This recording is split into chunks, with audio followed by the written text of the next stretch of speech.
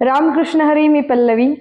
आज माऊलींची पालखी पुण्यामधून सासवडला मुक्कामी आलेली आहे आणि आज काही कामानिमित्त काही कारणानिमित्त काल मला बारामतीला यावं लागलं.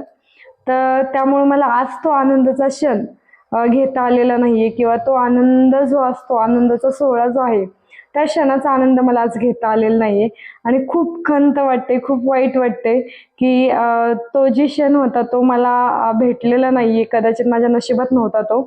पण तो जो क्षण आहे खूप छान आहे आणि जो दिव्य घाटातनं जे वारकरी आणि जे माऊलींचा जो रथ चालू असतो त्याचं एक वेगळाच पाहण्याचा आनंद आणि तो एक ज्यावेळेस आपण फील करतो त्यावेळेस एक तो वेगळाच क्षण असतो की जो मी शब्दात व्यक्त करू शकत नाही.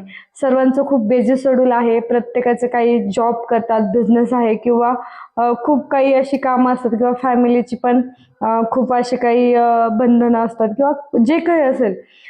तरी पण माझी सर्वांना खूप विनंती आहे की जो वारीचा क्षण आहे आनंदाचा, तो म्हणजे खूप अविस्मरणीय आहे आणि आपल्या ह्या बिझी शेड्यूलमधून जास्त नाही, जेवढं शक्य होईल तेवढा थोडासा वेळ काढा आणि ज्यावेळेस तुम्ही सर्व वारकऱ्यांमध्ये त्यांच्यासारखे राहता, त्यांच्यासारखे नामस्मरण करता, अभंग म्हणता किंवा जे काही आनंदात त्यांच्या सहभागी होता, त्यांच्यासोबत ज्यावेळेस आपण जेवण करतो, तो एक क्षण खूप वेगळा आहे आणि मला नाही वाटत की तो आनंदाचा क्षण कुठे मिळेल आपल्याला.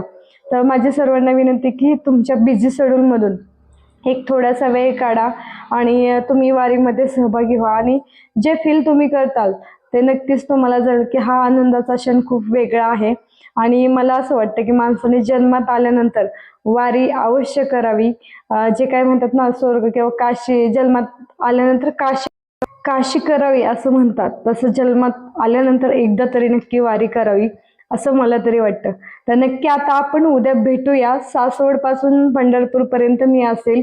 जर कोणी ओळखीचं भेटलं तर नक्की मला बोला तुम्ही, मला पण छान वाटेल आणि भेटूया आपण. चला, धन्यवाद. रामकृष्ण हरी.